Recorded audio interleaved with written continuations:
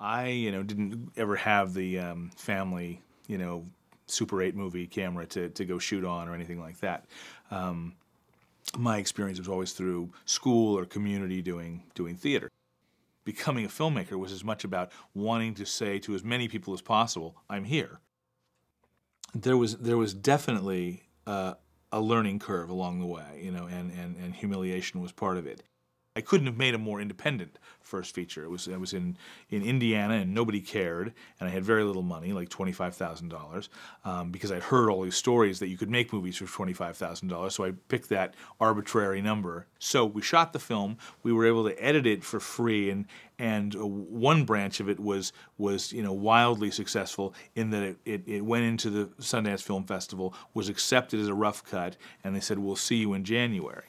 The reality was I was sitting with my film in hock at a laboratory because we didn't have the money to pay the fee to process the rest of the film. They were ready to sell it on eBay. My agent steps in as a producer, empties his 401k, goes to his parents and asks for money and friends, and begins to raise the considerable amount of money that we would need for the post-production phase. I think the only thing worse than not getting into Sundance is getting into Sundance and not being able to go.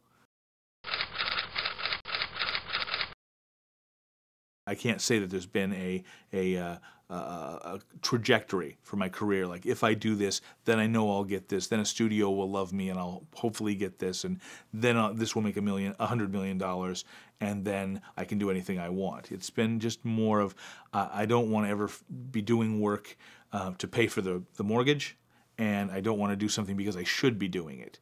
This is the way careers are built. I feel the need to do things that make sense to me, that move me, or a story that I feel like I can uniquely tell in some way. The career is a bit of a maze, where it takes you. But so far, I'm happy with the choices I've made.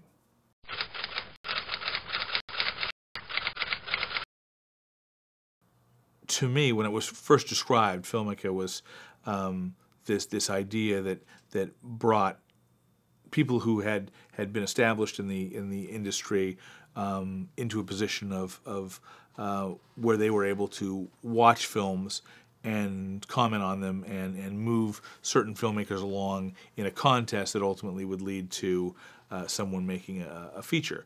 But it felt like more of a community experience. That you could actually write to these filmmakers and they could comment back to you, and so I like the connectedness of it.